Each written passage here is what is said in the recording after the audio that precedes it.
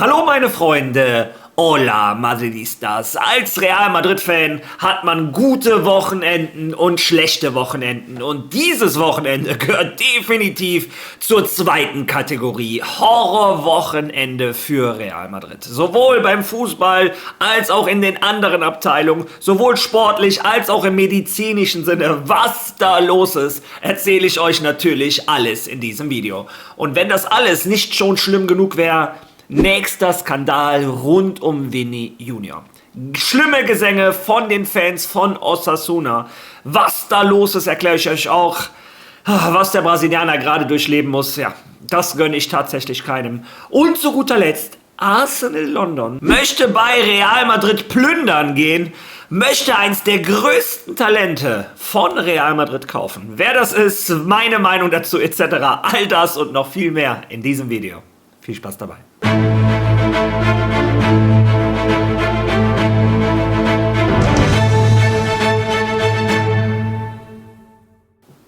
Ja, wie verpacke ich dieses Video voller schlechten Nachrichten zu etwas, was es sich für euch trotzdem zum Anschauen lohnt? Ich bin gespannt. Lasst mir eure Meinung bitte am Ende des Videos trotzdem in den Kommentaren und beim Like-Button denkt dran, ich kann nichts dafür, dass die Nachrichten nun mal nicht die sind, die ich mir wünschen würde. Fangen wir erst einmal mit der Nachwuchsabteilung an. Real Madrid Castilla hat am Wochenende 1:1 gespielt gegen Avilés, obwohl man 1:0 vorne war. Ja, kein gutes Ergebnis. Man muss auch sagen, seit der neue Trainer bei Real Madrid Castilla angekommen ist, haben die erst einen Sieg und den durch ein Abseitstor in der 93. Minute. Also, der Abgang von Álvaro Arbeloa hat den Jungs sehr wehgetan. Man sieht das auch in der Tabelle. Die sind abgerutscht, sind nicht mehr in den Aufstiegsrängen. Ich kann nur hoffen, dass Julián López de Lerma die Ruder nochmal rumgerissen bekommt. Denn ganz ehrlich, die Entwicklung in den letzten Wochen von Real Madrid Castilla ist nicht gut. Die spielen keinen guten Fußball. Ja, und zu den schlechten Leistungen kommt jetzt noch Verletzungspech. Und dieses Verletzungspech ist auch wichtig für die erste Mannschaft. Denn Joan Martínez, der Junge, der Innenverteidiger, in den so viele Hoffnungen ruhen, der zum ersten Mal nominiert worden war für Real Madrid, die erste Mannschaft, verletzt sich und fällt 4 Wochen aus. Lesen wir uns das zusammen einmal durch. Joan Martínez, einen Monat Urlaub. Der Innenverteidiger laboriert an einer Muskelverletzung, die ihn bereits am vergangenen Donnerstag am Einsatz der U19-Nationalmannschaft hinderte. Ein weiterer Rückschlag für Joan Martínez, den vielversprechenden Innenverteidiger von Real Madrid. Der Castilla-Verteidiger, der erst kürzlich von Trainer Arbeloa für das Champions League-Spiel gegen Benfica nominiert wurde, fällt voraussichtlich einen Monat aus. Der großgewachsene Innenverteidiger reiste nach dem Spiel zusammen mit Thiago Pitarch, der in der Champions League einige Minuten zum Einsatz kam, nach Benidorm, um sich der spanischen U19-Nationalmannschaft anzuschließen. Er kam jedoch aufgrund von Beschwerden im Spiel selbst nicht zum Einsatz. Nach seiner Rückkehr nach Madrid und einer anschließenden Untersuchung durch die Ärzte von Real Madrid wurde ein leichter Muskelfaserriss festgestellt, der ihn voraussichtlich 4 Wochen außer Gefecht setzen wird. Obwohl er für Castilla an diesem Wochenende bereits gesperrt war, ist sein Ausfall ein herber Verlust für das Youth League-Spiel gegen Chelsea am kommenden Mittwoch. Ja, ihr habt es gehört, Joan Martínez fällt 4 Wochen aus. Der Junge hatte ja damals schon ganz viel Pech mit dem Kreuzbandriss, hat sich zurückgearbeitet. Arbeloa hatte damals einen ganz spezifischen Plan mit ihm. Jetzt spielt er endlich wieder regelmäßig, so weit in Form, dass er es endlich in die erste Mannschaft geschafft hat. Und zack, die nächste Verletzung, wieder 4 Wochen raus. Tut mir für den Jungen sehr, sehr leid. Naja, ich drücke ihm einfach die Daumen, dass er schnell und stärker als jemals zuvor zurückkommt. Ja, bleiben wir bei den schlechten Nachrichten. Wie gesagt, viele gute wird es in diesem Video nicht geben. Die Basketballabteilung von Real Madrid hatte sich ins Finale der spanischen Copa qualifiziert und verliert im Finale 100:89 gegen Unicaja. Also der nächste Titel, der Real Madrid durch die Finger flutscht. Wie gesagt, kein gutes Wochenende. Auch die Jungs vom Basketball waren eigentlich bis zum letzten Viertel vorne, aber komplett Ausfall im letzten Viertel. Real Madrid Basketball verliert auch im Pokal. Wie gesagt, viele gute Nachrichten wird es nicht geben. Bleiben wir bei dieser Art Information. Auch Endrick hat mit Lyon gestern seine erste Niederlage hinnehmen müssen. Der Brasilianer, der letzte Woche rot gesperrt war, stand gestern wieder 90 Minuten auf dem Platz für Lyon gegen Straßburg. Ich habe mir das Spiel angeschaut. Das war mit das schlechteste Spiel, was ich je von einem Endrick gesehen habe. Der ist spazieren gegangen, so muss man das sagen. Kaum Intensität, kaum Ballberührungen. Ja, und auch die Niederlage von Lyon geht vollkommen in Ordnung. Die hatten die letzten Spiele alle gewonnen und einige dachten, die kämpfen vielleicht wieder um den Ligatitel mit. Aber gestern, das war nicht schön anzusehen, gebe ich ehrlich zu. Ja, und um dieses Wochenende abzurunden, zeige ich euch die Ergebnisse der spanischen Liga. Es ist das passiert, was ich prognostiziert hatte. Sowohl Atletico Madrid als auch der FC Barcelona hatten leichtes Spiel. Der FC Barcelona gewinnt gegen Levante 3:0 und holt sich die Tabellenspitze zurück. Inzwischen mit 61 Punkten sind die ein Punkt vor Real Madrid. Wenn man es positiv sehen möchte, kann man sagen, Real Madrid hat alles noch in eigener Hand. Wir haben ja noch das Spiel in Barcelona. Ja, aber wenn man ehrlich ist, nach der Leistung, die Real Madrid an diesem Wochenende gezeigt hat, haben sie bewiesen, sie sind einfach nicht konstant genug. Wie gesagt, es gibt gute Phasen, aber immer wieder gibt es diese Totaleinbrüche, unerklärlich. Real Madrid bricht in sich zusammen, spielt langsam langweiligen Fußball, den wir in den letzten 1,5 Jahren Copy-Paste schon mindestens in 30 Fußballspielen gesehen haben. Ja, einer der Hauptschuldigen für die Niederlage, viele von euch sehen das so, war Dani Ceballos.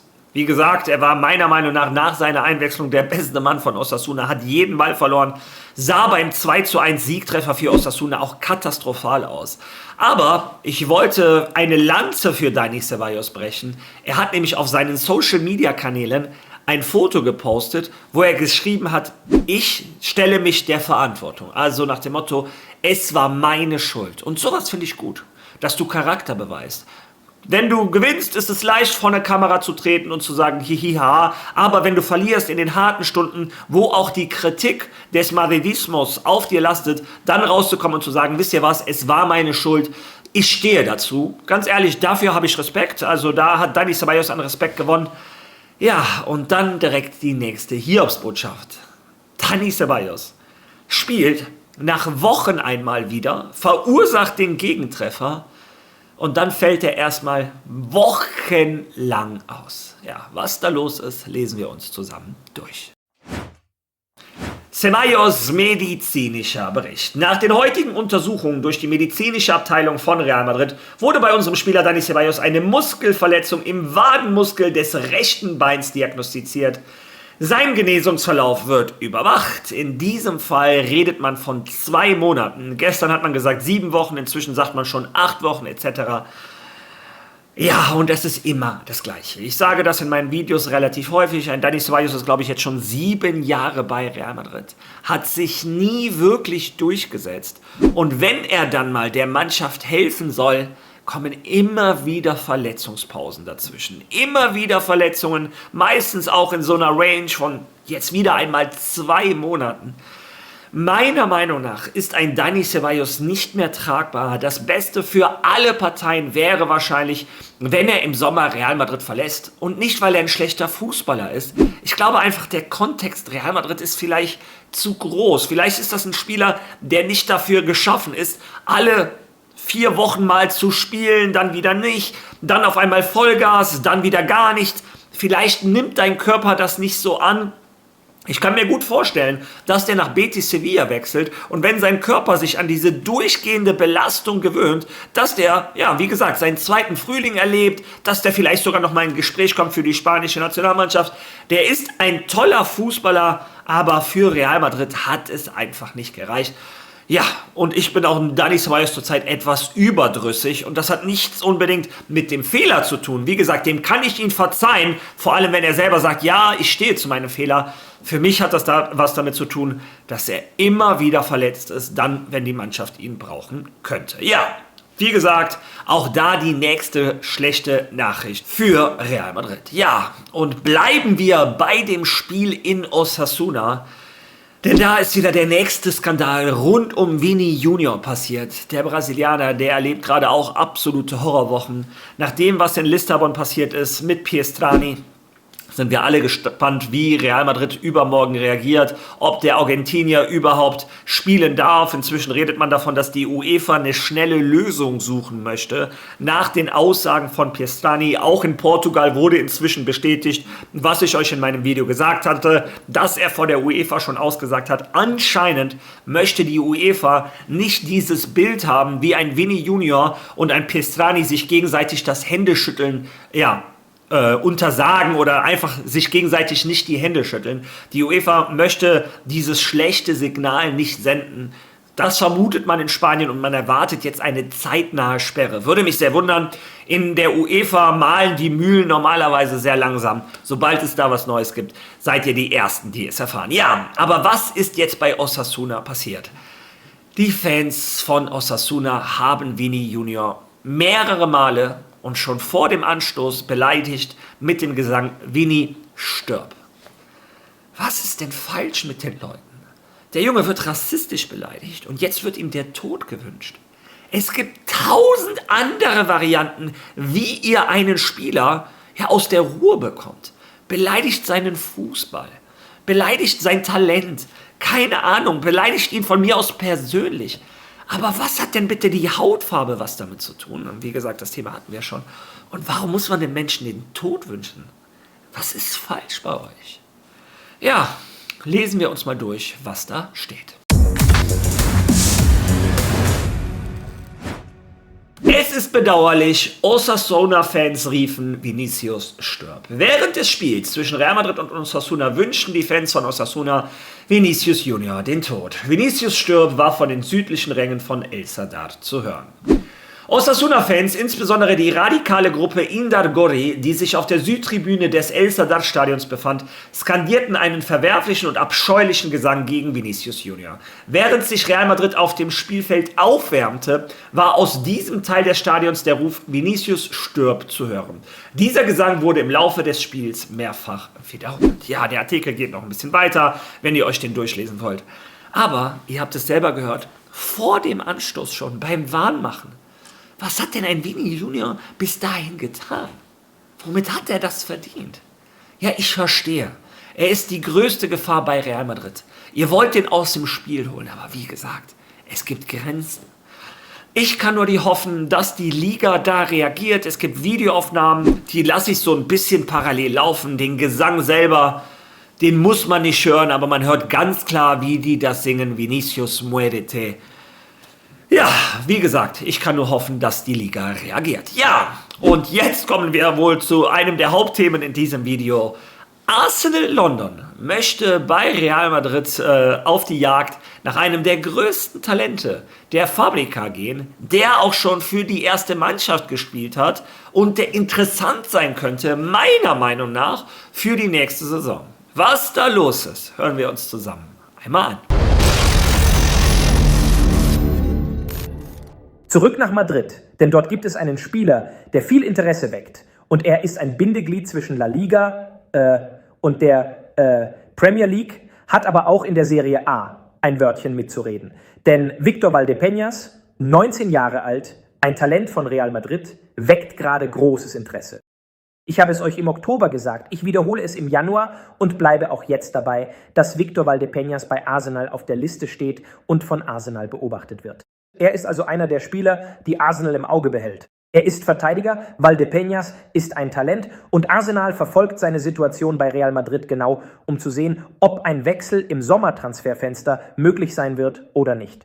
Arsenal ist also sehr aufmerksam. Es gibt auch echtes Interesse vom AC Mailand. Milan ist ebenfalls an Victor Valdepeñas interessiert. Er ist ein weiterer Spieler, der verfolgt und beobachtet wird. Also Milan, Arsenal, wir müssen sehen, wie Real Madrid sich bei dem Spieler entscheidet.